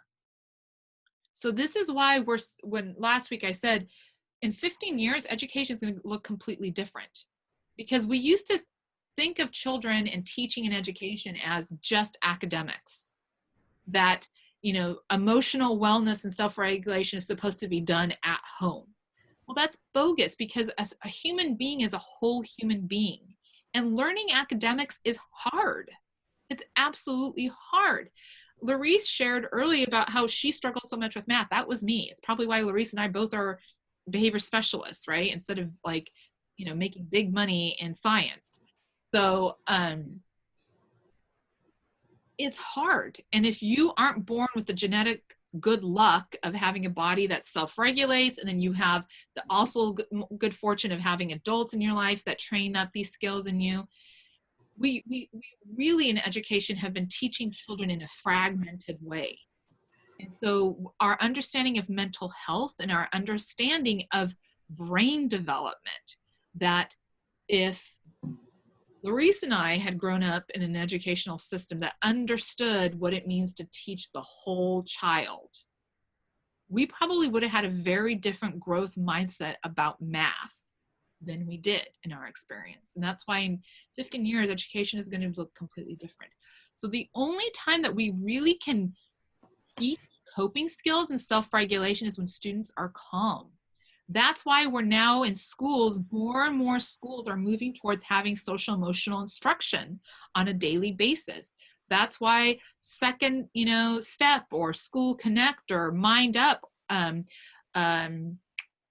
my goodness, help me out. What's the one that everybody uses, the online one? Starts with a Z. Oh my gosh, help me. It's not Go Noodle. Like every elementary school uses Go Noodle, right? Or Class Dojo. Schools are incorporating this now in elementary school because we realize we have to teach self-regulation and behavioral skills as systematically as we teach writing, reading, science, and everything else. And we have to teach it here when they're calm. And we have to be purposeful about it. Now, I think it was Susan that said that they will learn who their go-to person is. Our students learn who their go-to person is during this recovery time, right? And so this is where sometimes staff get frustrated because they're like, well, he always wants Miss Blah-de-blah, and that's not appropriate. She can't always be his savior. Well, when a student keeps wanting to go to Miss Blah-de-blah, not because she's her savior, it's because that person, their mirror neurons, their body, everything is communicating to that student that they are safe and they can be co-regulated and learn with that person. So when you're the person that students don't want to work with on hard things with, it's not about the kid, it's about you. That's why this whole series is about us. Okay. We as humans don't typically return to a baseline of 0. So think about that in your own relationships, that when, you know, if you're in a healthy relationship and you have your once a quarter, you know, argument, do you ever return to a 0? No. Like stuff will creep out. That's the whole psychological term of kitchen sink fighting. So like stuff that was not resolved gets brought up the next time there's a trigger because we never return. And that's not a myth. That's literally our neurobiological system doesn't return to 0. So every time there's a behavioral cycle, and if it's traumatic, if it's repeated exposure, it will move where we are. So that's why it feels like our kids just explode out of the blue in our classrooms. For us, it is out of the blue, but for them it isn't, because we may, as a grown 43-year-old woman, maybe have only had in my 43 years 164 traumatic triggering experiences. But for that 11-year-old student, they may have had 3,400 experiences. So that's why it feels like it's out of the blue, and why there's a disconnect between what triggered the kid and their behavioral response. I will have teams say, well, it just doesn't make sense. You know, it's something really minor and he's reacting like it's Mount Everest. Well, for him, it is Mount Everest, because he's had the misfortune of 3,627 experiences that have moved his baseline so high, and he responds from there. Whereas me, I've had the good fortune of only a couple hundred, and so my baseline is lower. Does that make sense? I have some one way or the other. Okay, looks like it did. Okay, general strategies. Oh, I love it when people are doing People have learned how to use the thumbs up. That's great. Thank you. So general strategies. I know this is not me being facetious, but it's being proactive. That's why we spent time today talking about the mirror neurons and co-regulation and neurobiological response sequences. When we learn this knowledge, it totally changes. So for example, my 17-year-old who's managing online distance learning and really working hard was totally snotty at me last night. An old BCBA Rosy would have responded with some very strong corrective feedback about that's not how you respond to mom. You need to treat mom with respect. But because the last 7 years I have been trying to learn all of this stuff, I kept myself quiet. And I actually took a break. I just went out of the room and I, started folding laundry. God knows there's plenty of laundry to be folded right now. And literally within probably 20 minutes, he came in. He's like, Mom, I'm sorry I scolded you. I was just stressed when you came in to ask me if I wanted popcorn and I shouldn't have talked to you that way. I'm like, it's okay, hun. I totally could tell that you were frustrated. I said, but do you want popcorn? And he's like, actually, that'd be fine. You can bring it to me. And then I brought him popcorn and I was happy. He was happy. And so again, I had to remind myself he's going through a lot of stress just like I am right now. So just walk away, opt out, opt out, opt out. But it takes a lot of proactive being present and mindful to remember that. And I literally get paid to do this, like 200 days a year. I get paid to do this. So, and this is what I've studied for like 20 plus years. So it's hard. It's going to take a long time. So be kind to yourself when you're not able to be proactive. And then we use reactive strategies to coach, not to demand compliance. The era of blind obedience needs to be gone. Like, it was not fair that it was done to us, and it was not fair that it was done to our parents or our grandparents or our great-grandparents, but we need to be the grassroots movement that moves away from that, children should be seen, not heard, blind obedience. It's teaching and coaching. And then if reactive strategies aren't helping students from escalating up that cycle, then switch over to de-escalation strategies. So I want to show you this Dr. Dan Siegel talk on compassion and why it's important. I'm only going to show you about 7 minutes of it, but I highly recommend that you open the PowerPoint and then you watch the rest of it. So I'm going to speak to you about compassion in education. And to begin, what I'd like to ask you to do is try a little experiment. So if you put your things down and just take one hand and put it over your heart and another hand and put it over your abdomen. And just close your eyes for a moment and see how that feels. And now reverse it where the hand that's on your heart goes to your abdomen and the one on your abdomen goes to your heart, and see how that feels. And now notice which way feels better and put it the way that it feels the best. And everyone is switching back. Now, how many of you actually have noticed that one feels clearly better than the other? Raise your hand. Now take a look. Isn't that amazing? And how many feel better with the left on top? Raise your hand. Okay, it's about a quarter. And how many feel better with the right on top? There you go, and that's the vast majority, actually. Look at that. Now, it's interesting, but compassion for other people actually begins with compassion for ourselves. So I'm going to tell you a story first about compassion that is really a moment for me right now, because my son is actually sitting right here in the front row. He's 21, a wonderful young man.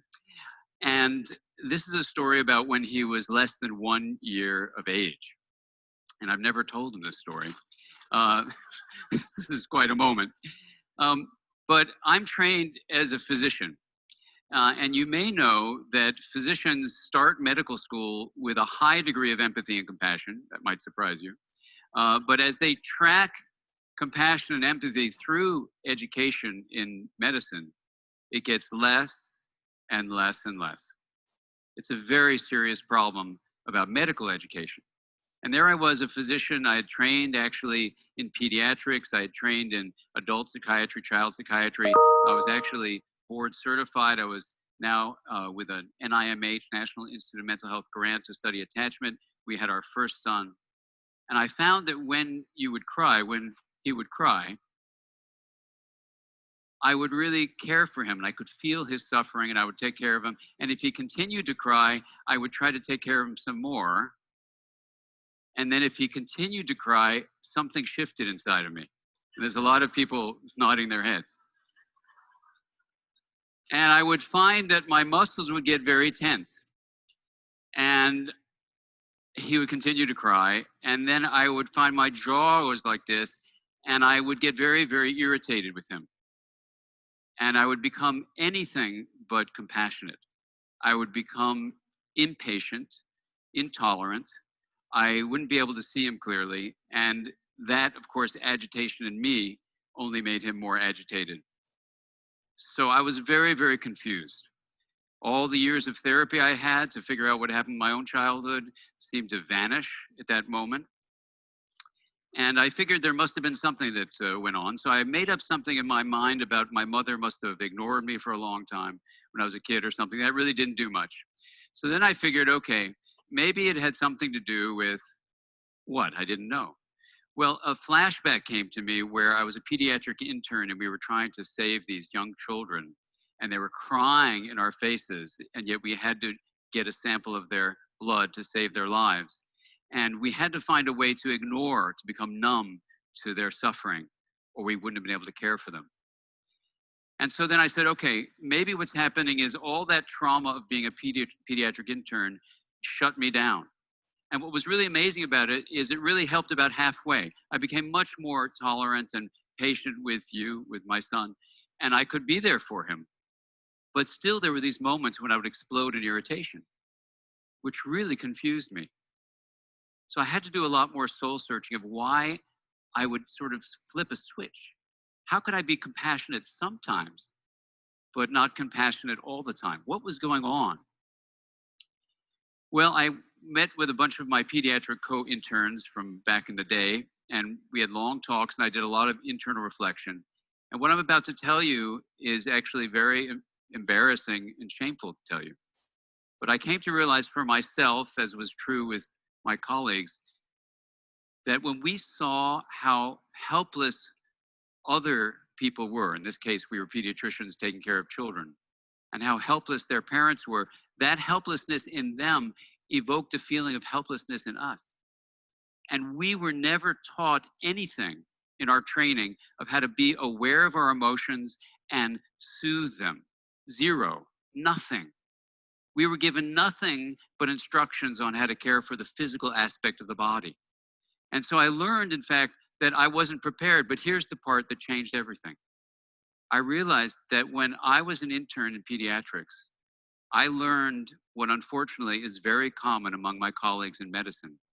I learned to be extremely intolerant of the patient's vulnerability.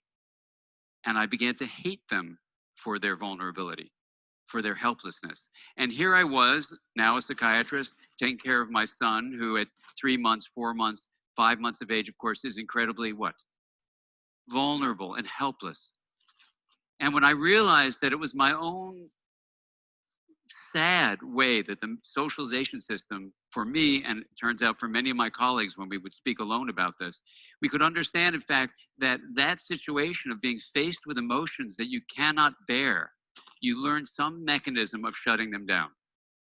When I realized that it was my anger toward my own patients, as I was dressed in a white suit with sharp objects, you can imagine it's like being a soldier out angry at the very people we're trying to care for. It's bizarre. And then once recently I was a patient and my own doctor acted the same way. And I realized it's rampant throughout medicine, that if we're not training each other to actually be present with emotions, we can't be present for other people. And so what I learned, and it changed everything until he became an adolescent, it changed everything because then I could be much more tolerant for the most part. He's saying, yeah, right. But But then adolescence was a whole different thing. Now, around the same time, I want to tell you a brief story. So I'm going to pause it there. He's just phenomenal. So I encourage you to go and look more at that talk and the other talks.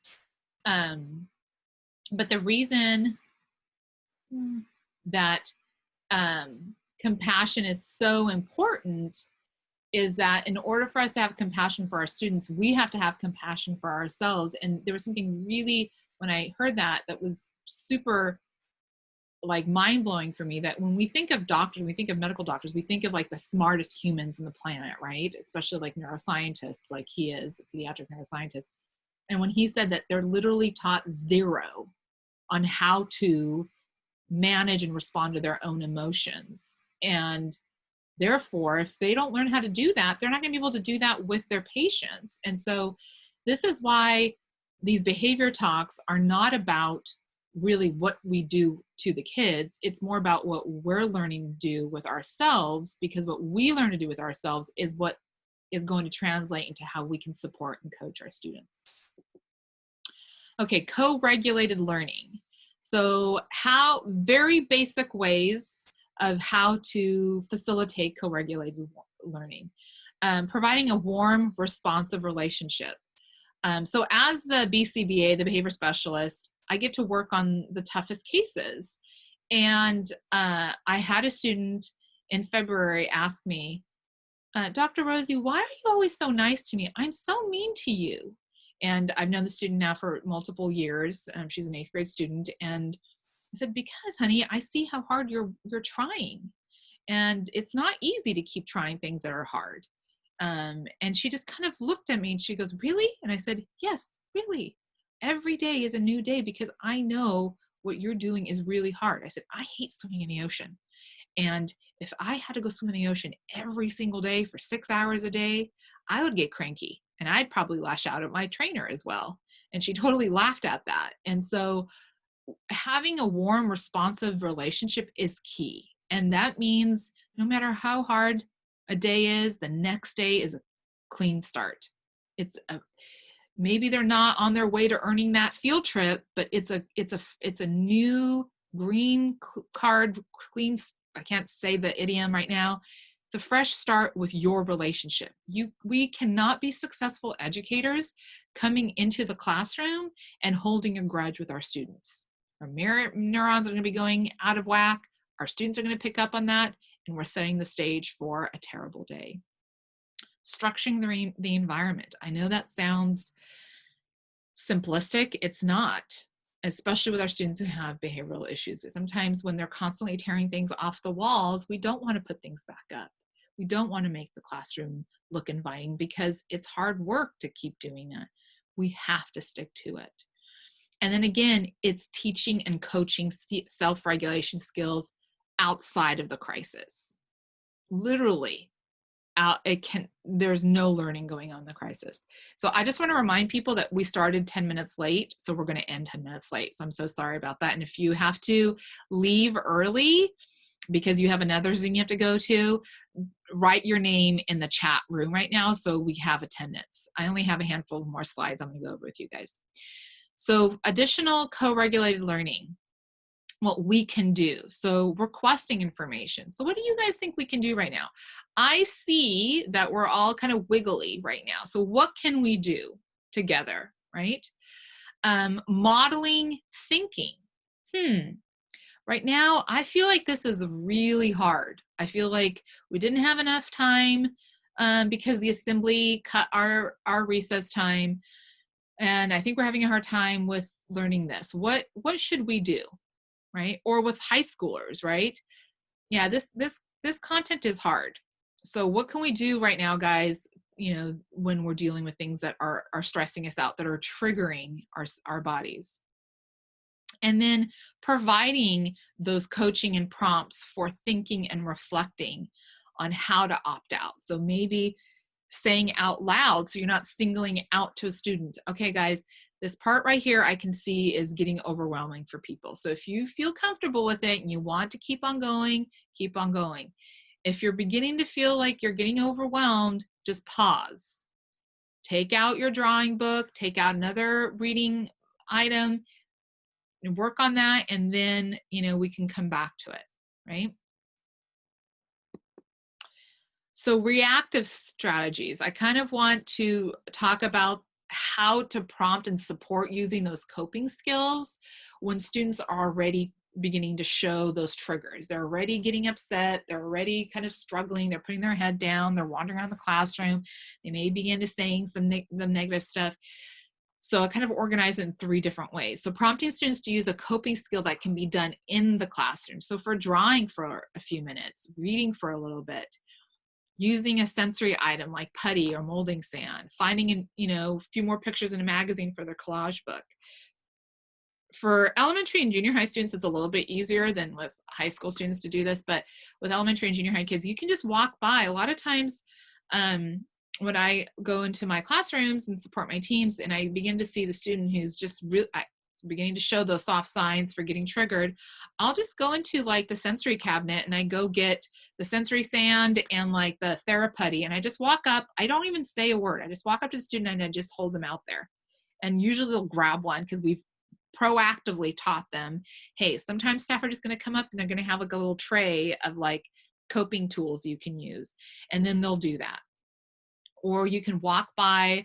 I was with an 8th grader who you know, has been doing phenomenal, and he's been really fading out of the ED classroom and joining the gen ed population and his gen ed classes.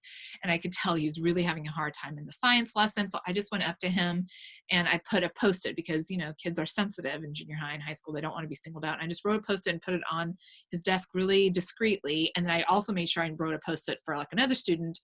And for the other student, I just wrote, oh, I love how you're paying attention. And for my student, I wrote, hey, maybe now you can take out your comic book and just color for a few minutes. And he did. He pulled out his comic book because he was beginning to get triggered.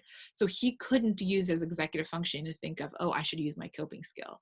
But I put the Post-it there. He pulled out the comic book out of his backpack and he drew. This is also a classroom that the teacher had already let his teacher had told the gen ed teacher that him coloring in his comic book is a coping skill. It's an accommodation as an IEP, so the teacher wasn't going to get crabby about it. Prompting the students to use a coping skill outside of the classroom. So maybe having them go for a quick walk around the track, you know, having them do a quick errand, you know, so for the kiddo who is struggling, you know, with beginning to wander more in their seats, like maybe just putting in a note in an envelope that said, oh, I just needed this kid to run an errand for me to like get some wiggles out, and saying, hey, you know, Maureen, can you take this to the front office for me? Tossing a ball or a balloon back and forth with the class or the staff for a few minutes.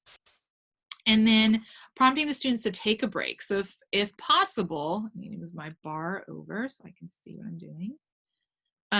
If possible, having students, giving them a choice of the time for the break. So like, do you want 2 minutes or 3 minutes, and setting a timer. I will often say that sometimes 2 or 3 minute break is not sufficient for a student who has a long history of constantly getting escalated in school. So sometimes it has to be 15 minutes. And so it's better that it's a continuous 15-minute break and then they're able to return to the classroom regulated, versus interrupting them every 3 minutes and then they escalate back up again. Okay, and then you can repeat the cycle as necessary until the student is regulated. Now, again, I'm always going to say, if you give students a way to opt out, and now they're opting out every single time that you do science, and it's a pattern. If it's 1 or 2 times, not a big deal. But if it becomes a pattern, that's where you have to collect data and be in contact with your team to say, hey guys, I think I have an issue, and I think I need support in developing something to support the student this way. So to wrap up, everything that we're learning in these behavior modules, and basically everything we're learning in all the SELPA modules, is to really have the way we respond to our students be student-centered with dignity, because we as adults want to be treated with dignity. And so we have to make sure that we are operating from that standpoint with our students. Reminding ourselves that we're doing our best, especially right now. Our students are doing their best. Their parents are doing their best. We are doing our best. When possible, Real instruction and growth comes from proactive skill building. And that has to happen when students are calm, not when they're in crisis. And then when you start seeing that, hey, the students are having to use that opt-out option over and over and over, this is where you have to collect data. Maybe an FBA needs to be done so that a behavior intervention plan can be modified and a replacement behavior be skill built. And with that, I want to end on this one.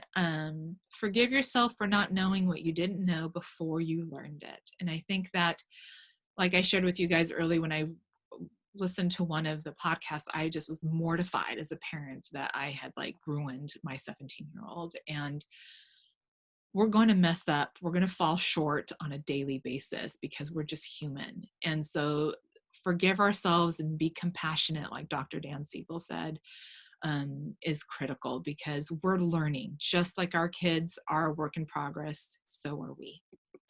On that note, thank you so much. I will stay in the chat for another 5 minutes. And so please make sure that right now you sign in for attendance and put your name in there. Okay? Thank you, everybody. And I can field some questions right now while people are signing in.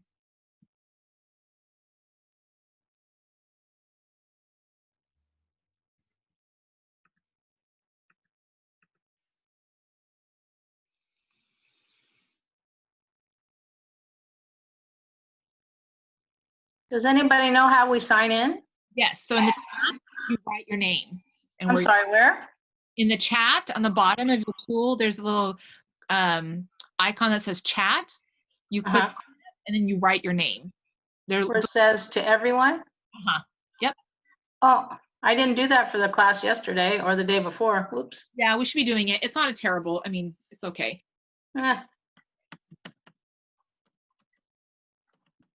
Rosie, I did that, but I just sent it to you. Okay, it's fine. It prints out as just one thing. Yeah. Okay. Thank you. I have a question. Yeah. Regarding the mirror neuron, are they always effective? Yes, because there's well, yes, they're not always effective. I think I understand your question that sometimes we're mirroring the wrong thing. Right. And Well, so does that, I'm sorry. No, I'm saying, does the receiver always perceive the intention as correct? Yes. No, right? And so that's where, like, for example, kids who have repeated like traumatic experience, even the gentlest guidance or supportive feedback is going to be interpreted as a criticism. Right? And so that's because that child has had so much repeated experience to feedback and corrective guidance as being something punishing. And when we're presenting it, even in the most loving way, the intention is that I'm doing something wrong. I'm a bad kid. That's what I'm thinking. It's like, even if you're doing it right, yes, they may be perceiving it yes. wrong. And so, exactly. And that's because of their experience being so adaptive. And so there are a lot of our students that are that. So then literally that becomes a goal. That becomes a goal when they're calm, to teach them social stories that, like, for example, we create a social story that guidance and feedback from my teachers don't mean I'm doing something wrong. We do lessons on growth mindset. We literally create a self-management system for staying calm when given corrective feedback. Like, I have a high school student that one of his goals is that literally every time one of the staff, one of the paraprofessionals, or one of the teachers give him feedback, and the staff are all doing beautiful feedback, that he checks when he's able to stay calm with it. And every time he checks, that's like 50 bonus bucks for him. And for him, like, the student store is really meaningful. And at first the team's like, 50 bonus bucks every time. I'm like, yes, because this kid has had so much intense stuff, horrible stuff happened in his life that his threshold for feedback and support is 0. That's why he can't learn from people.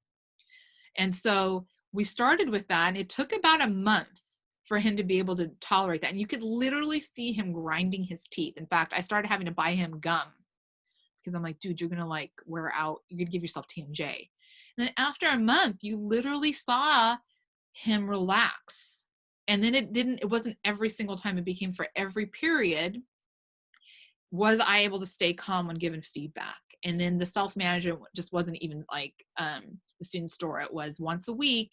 If I'm able to, like, the majority of my week, 80% or above, like I'm staying regulated with feedback, then once a week, you know, Rosy is going to bring me a smoothie from Blenders when she shows up to campus. And then we faded that over. It took about 6 months, but we were able to fade that. And now he's a sophomore, and we've had to reintroduce it because he's in more gen ed classes.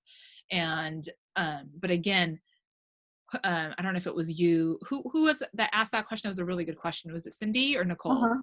Cindy? Yeah, that's a great question. We could be doing it exactly right, but we have to desensitize our students to this, right? Okay. So like, this sounds really bad, but it's like the dog that's been beat up repeatedly and is not used to being petted. Exactly. I have a few that I feel that. So you have to systematically desensitize them to that and skill build. And when I explained that one time to a team, they're like, holy smoke, so we literally have to teach that skill. I'm like, yes, because he didn't have the good fortune of being born into a body that was easy for him. And he didn't have the good fortune of being born into an environment that was nurturing and supportive and connected, right? Right. Yeah, thank you. That was a brilliant question. Yeah, I have an 8th grader that's, I think he lives in trauma. Yeah. And students usually who respond that way do. And that's why I showed that developmental trauma triangle, because people get frustrated because it's not like they don't have skills. The kids have skills, but they're not able to use them consistently like a kid who doesn't live in trauma. Right. So, yeah. I have a question. Nicole. So that's all kind of like before, in the calm stages. What about after recovery, after like so I mean, is reflection something of like, this is what happened? And you have to set that up. Allison Lindsay in May, I think, is going to be doing a wonderful training on this, where you have to set up that repair process, but you can't insist on it. Right? You can't say, well, no, you can't go. I have been in programs where they're like, well, he can't go back to his academics. I walk in, the kid's freaking out again and escalating. They're like, I just want to go back and do my work, but she won't let me. Mm-hmm. He was ready to go back to class and do his work, and he is not wanting to do the repair process. Don't do the damn repair process. Let the kid go right. Because that repair process can also be triggering if they haven't been taught that in a safe relationship. But yes, okay. If they're able to reflect and have you guide them through that, absolutely. Absolutely. I had a kid who almost tore my earlobe off. Like I was just delivering the wrong message. I was the messenger. And it was the bad message he didn't want to hear. And I had long earrings like these, and he is an 8th grader and 7th grader at the time, ripped it out and like I almost cut it through. And it took 4.5 months for us to repair. Wow. And I didn't nag him. I said, hey, once a week, I'd probably bring up like, hey bud, you want to repair these? Like literally, at one point he said, really? It's like that happened last month. And I'm like, it's not about me. It's about you. And I want us to learn that in relationships, when we hurt each other, we come back. We don't have to sweep it under the rug, because if it's under the rug, it's going to come back. The next time I say something that you don't like, you're going to be starting right there. And in 8th grade, I went in to give him some feedback in class that the teacher had asked me to deliver. And he scowled at me. And then he's like, can I talk to you outside? And I said, yes. And so I went outside with him, and he was really upset about what the teacher had said. And then later that afternoon, he ran into me. He goes, hey, Dr. Rosy, wasn't it great how far I've come? I didn't try to like rip your earlobe off. I'm like, yeah, I'm really proud of you. I'm really glad that, we repaired and we can joke about this. But it took a long time, and it was super important for him to come back to that place, right? And now as like a freshman, he can repair really fast, but it took 4.5 months, right? And really fast means sometimes it's a couple of days. Okay, yeah, that totally makes sense. I mean, we've kind of been told you got to reflect and stuff too, but a lot of times it doesn't seem like that's the time to do it either. So No, and I mean, think of us as a grown-up. So sometimes like we'll get into an argument with our sibling or a friend or our spouse, and are we ready to repair right in that instant? No, life move on, and then we come back to it. The maladaptive piece is if we never come back and repair to it, right? Okay. Thank you. Thank you.